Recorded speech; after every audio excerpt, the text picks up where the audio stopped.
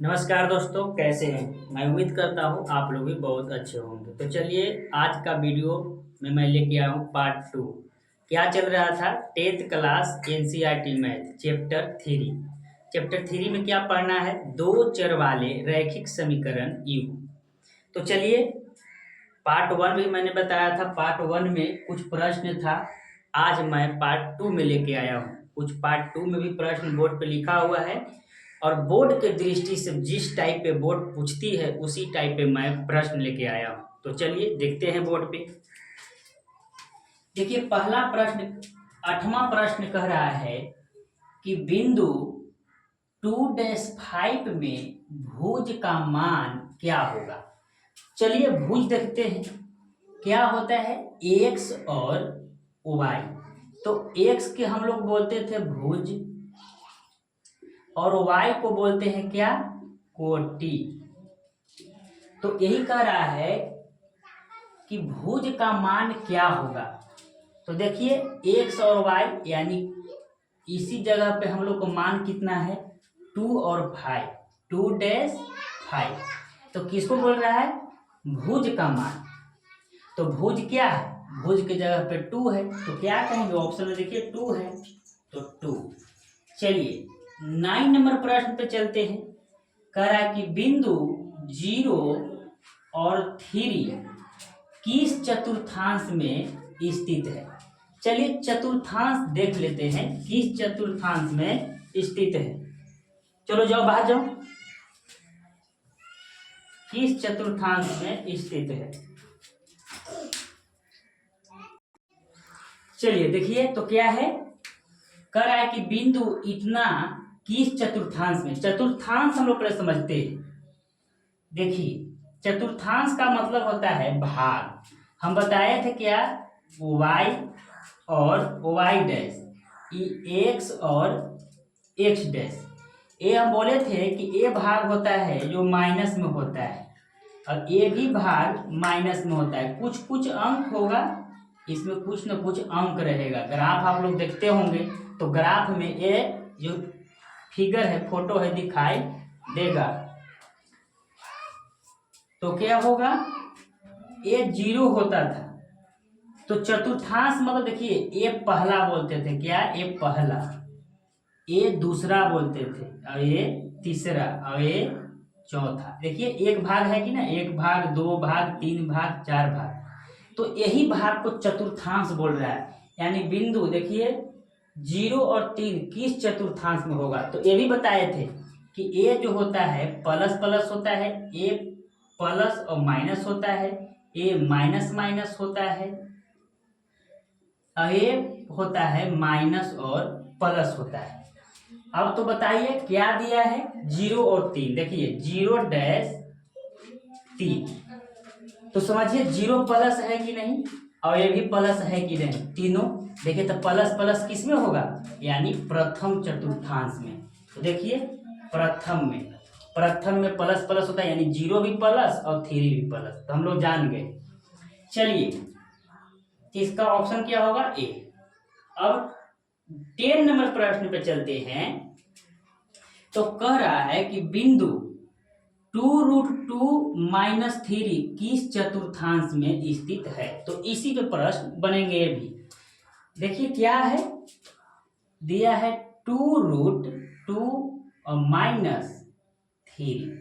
देखिए इसके आगे कुछ नहीं, चिन्ह तो प्लस है, ये प्लस है और ये माइनस है। तो देखिए प्लस, पहले प्लस और माइनस, पहले प्लस और फिर माइनस, किस चतुर्थांश में है? तो प्लस और माइनस। देखिए ये चतुर्थ, चौथा अवस्था में है कि नहीं, चौथा चतुर्थांश में। तो हम लोग कहेंगे चतुर्थ।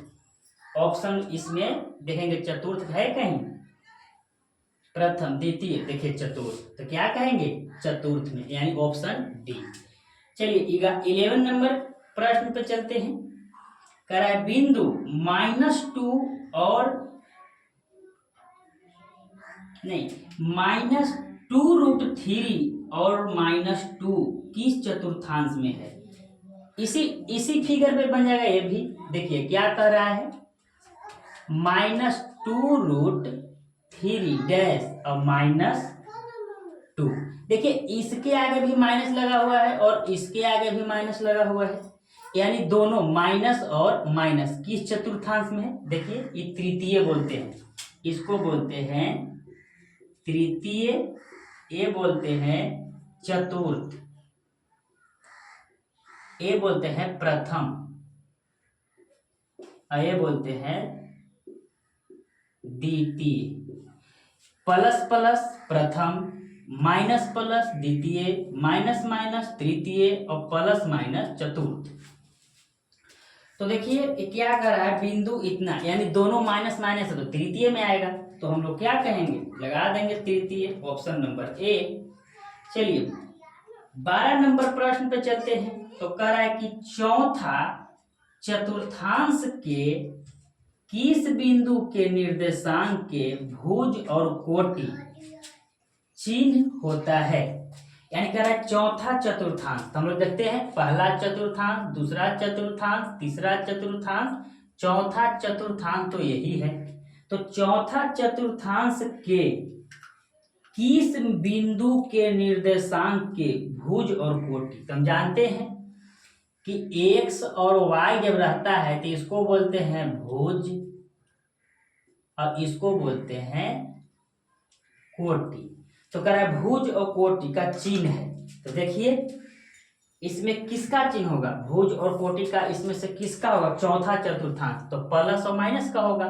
देखिए चौथा चतुर्थांश में प्लस और माइनस, देखिए इसमें है कहीं प्लस और माइनस, ऑप्शन नंबर बी, यानी चौथा चतुर्थांश में हम लोग का चिन्ह मिलता है प्लस और माइनस।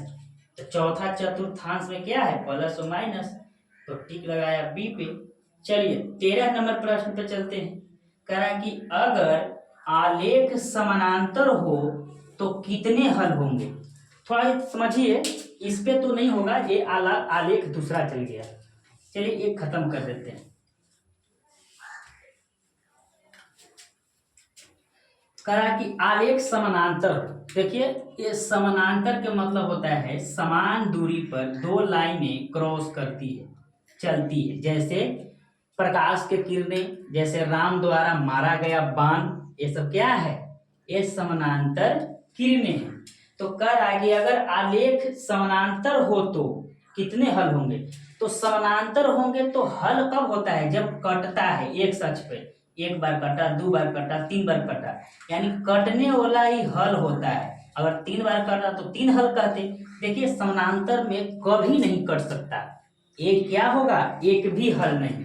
देखिए 1 2 एक भी नहीं, क्योंकि कटेगा ही नहीं, ये दोनों अपने अपने दिशा में जाते रहेगा, नहीं कटेगा तो क्या होगा, एक भी हल नहीं होगा।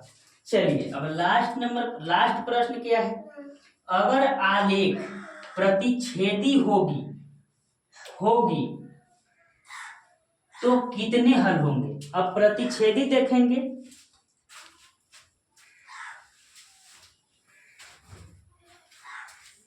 चलिए लाइन कट गया था, माफी चाहते हैं। अब देखिए प्रतिच्छेदी क्या कहता है, प्रतिच्छेदी के मतलब होता है कि कोई रेखा इधर से आया और कोई रेखा इधर से आया, यानी दोनों तरफ से लाइन जो क्रॉस किया इसी को बोलते हैं प्रतिच्छेदी।